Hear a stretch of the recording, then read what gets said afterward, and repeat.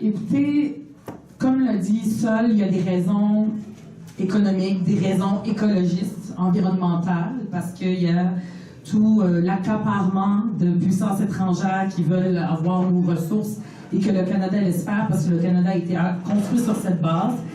C'est ce que Sol vient de nous dire. Donc, il y a des raisons, si je peux dire, de la raison, mais il y a aussi des raisons du cœur pour faire l'indépendance. Puis les gens, souvent, tu sais, même s'il y a vraiment des raisons pragmatiques pour faire l'indépendance, il y a même Jean Charest, quelques années, qui a dit que le Québec était prêt à faire l'indépendance. Il était fier. Il a dit ça, évidemment, pas au Québec. Je me rappelle, il l'a dit, ça fait plusieurs années, dans une entrevue en France, pour dire à quel point l'économie va tellement bien que le Québec pourrait devenir indépendant. Mais c'est pas suffisant pour convaincre les gens. Parce que ce que ça prend aussi, c'est les raisons du cœur. Il faut que les gens sentent aussi une idée, qu'ils la sentent dans leur cœur, dans leur ventre, l'indépendance. Puis moi, c'est comme ça que je suis devenue indépendantiste. C'est par des raisons moins de la raison, mais plus de l'amour du Québec. Puis j'ai aimé le Québec, je suis devenue québécoise. Pour ceux qui ne le savent pas, je ne le répète peut-être pas assez, mais je suis arrivée au Québec à l'âge de 10 ans. Comme je suis une fière enfant de la loi 101. Et quand je suis arrivée au Québec, je ne parlais pas le français. J'ai appris ici par des Québécois. J'ai appris la culture québécoise par les artistes. Et donc, j'ai appris à aimer le Québec, mais ce n'est pas suffisant pour aimer l'indépendance. On finit après aussi par... je suis devenue aussi indépendantiste un peu plus tard. Mais en fait, je suis devenue indépendantiste pour le Québec parce que j'ai été élevée dans une famille pour qui l'indépendance, c'était quelque chose de très important. Ma famille, l'indépendance d'une nation, elle nous en a toujours parlé, toujours. Mes sœurs, mon frère et moi, ils ont toujours aspiré à ce que notre pays d'origine, la Palestine, devienne indépendant. Et donc, ce discours-là, qu'une nation puisse aspirer à son autonomie, à avoir son territoire, à avoir son contrôle, j'ai été élevée dans ce discours-là comme palestinienne. Puis je comprends pourquoi les gens ils disent que c'est différent, ces autres nations qui aspirent à leur indépendance par rapport au Québec. J'ai des très belles discussions avec ma famille, des fois, qui sont pas tous devenus indépendantistes pour le Québec comme moi, mais c'est des discussions, ça fait des belles discussions familiales. Et souvent, j'ai ma soeur, par exemple, elle me dit, Ruba, tu peux pas comparer le Canada à Israël. Parce qu'elle dit, franchement, c'est pas la même chose. Puis c'est sûr, je veux dire, en Israël, c'est un état d'apartheid raciste fondamentalement qui je veux dire, ne respecte aucun droit humain des Palestiniens. Et il y a aussi la violence qui est très, très évidente. Donc ça peut avoir l'air évident qu'une nation comme les Palestiniens puisse aspirer à un pays versus le Québec où on vit dans la paix, dans le confort et l'indifférence. Et donc, peut-être que les raisons sont moins évidentes, malgré ce que vient de dire Sol, puis on en parle beaucoup, mais les raisons pragmatiques sont peut-être moins évidentes. Mais souvent, moi, ce que je dirais, c'est que le Canada, c'est plus sournois que la politique d'Israël. Parce que c'est très attirant, le discours multiculturaliste, le discours canadien, comme Pierre Elliott Trudeau a façonné le Canada avec la politique et la loi sur le multiculturalisme. Ça peut avoir l'air très attirant pour les immigrants quand ils viennent. Il y a aussi même chose pour, je parlais de la politique multiculturelle. Au Québec, c'est notre politique d'intégration, comment est-ce qu'on l'appelle au Québec? Ouais. Avec comme ça, avec l'interculturalisme de même, ça, on n'est pas sûr. C'est très mou. Puis souvent, même quand on parle d'interculturalisme, il y a des gens qui vont dire, mais c'est la même affaire que le multiculturalisme. C'est juste, on utilise un autre mot pour dire que c'est pas pareil. Ils ont en partie raison. Pourquoi? En fait, c'est pas vrai. L'interculturalisme, c'est pas la même chose. Mais les gens ont l'impression que c'est la même chose parce que, comme je le disais, Trudeau, il est allé de façon très affirmative. C'est pas juste voici comment on va intégrer les immigrants. Il y a une politique écrite, il y a une loi sur le multiculturalisme. C'est très assumé, très affirmé.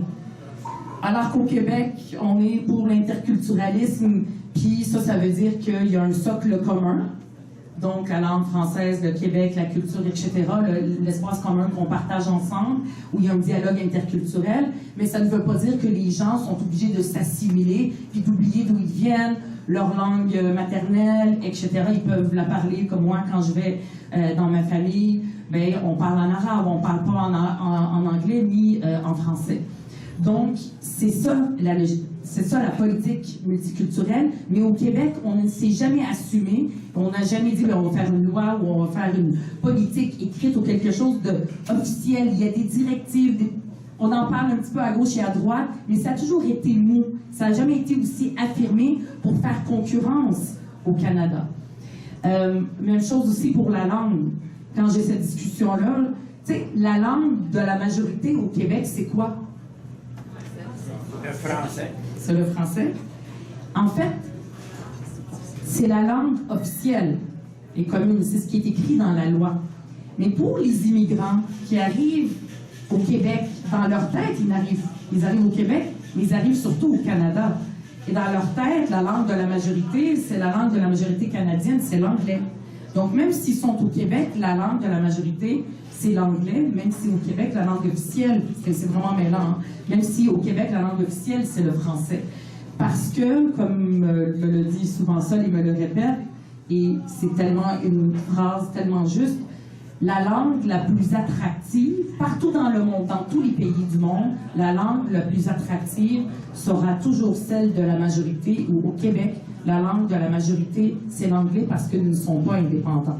Mais la langue officielle, c'est le français. Puis évidemment, la langue de la majorité dans la province de Québec, c'est le français. Mais si nous étions un pays, la question ne se poserait même pas. Mais c'est des discussions réelles que j'ai avec des gens qui, ça finit toujours, oui, mais au Canada, c'est en anglais. Puis nous, on est au Canada. Alors que si on était au Québec, un pays, il n'y aurait même pas de discussion. Les gens, on leur demanderait de parler n'importe quelle langue, puis ça serait juste une évidence. Ça serait juste, ils ne se poseraient pas de questions. Les gens veulent apprendre la langue avec laquelle ils vont pouvoir vivre, avec laquelle ils vont pouvoir gagner leur vie, peu importe quelle est cette langue. Donc, ce que je vous amène là, c'est des éléments de concurrence. Oui, c'est vrai, le Canada n'est pas Israël, pour répondre à ma sœur, évidemment, bien sûr que non. Mais est-ce qu'il faudrait que le Canada devienne comme Israël pour faire l'indépendance? Bien sûr que non. Il y a des raisons, comme on l'a dit, qui sont plus économiques, écologiques, etc., pour faire l'indépendance. Mais il y a aussi cette concurrence qu'on a. Il faut toujours qu'au Québec, on fasse un effort pour concurrencer le Canada avec sa logique très séductrice, multiculturaliste. Vous avez quelqu'un qui dit à mon oncle, et comme à tous les immigrants, je prends mon oncle comme un exemple d'un des immigrants, qui lui dit « Vous pouvez vivre comme vous voulez, on vous respecte, on respecte votre religion, on respecte votre langue, votre culture, et vous êtes quand même Canadien si vous acceptez de vivre selon un certain contrat social. » Et vous avez de l'autre côté un discours qui dit « Les immigrants, ça ne travaille pas. » Ou, par exemple, s'il y a trop d'immigrants et qu'on ne contrôle pas ça, ça peut être dangereux pour la paix sociale. Dans quel bras pensez-vous que les immigrants vont se jeter en premier? Les jeunes, il y a des jeunes immigrants francophones qui viennent me voir, ils me disent, francophones, là, immigrants, et ils me disent, moi, là, ce discours-là, je suis plus capable, je ne suis plus capable. Moi, quand je suis arrivée au Québec, à la fin des années 80, on l'entendait pas, ce discours-là. Mais mon identité québécoise n'était pas encore construite. Elle était en processus de construction. Et ça, ce processus-là prend du temps de construire. Et souvent, en plus, il faut passer par une période de déchirement avec ma culture d'origine et la culture de la majorité. Donc, on est déchiré, ça prend du temps avant de construire et de dire, comme disait Aline Malouf, on peut avoir 2 identités, même 3, même 4, et un être humain peut contenir toutes ces identités-là, il n'est pas obligé d'en choisir une seule. Mais ça, pour vraiment le vivre et le sentir, ça prend du temps. Et je me dis souvent, si aujourd'hui, je suis arrivée au Québec, si la petite fille de 10 ans et demi est arrivée au Québec aujourd'hui, ou peut-être il y a quelques années, comme en 2007 avec la crise des accommodements raisonnables, en 2013 avec la charte des valeurs québécoises, comment est-ce que mon identité aurait été construite? Je ne suis pas en train de dire qu'elle ne le sera pas, puis que les jeunes aujourd'hui, c'est fini, parce que ça serait trop pessimiste, c'est pas vrai. C'est juste qu'il y a un effort de plus qu'on fait, qu'on doit faire de plus en plus, et c'est-à-dire qu'au Québec, il faut qu'on soit attentif à ça, parce que les immigrants, même s'ils viennent au Québec, ils peuvent choisir.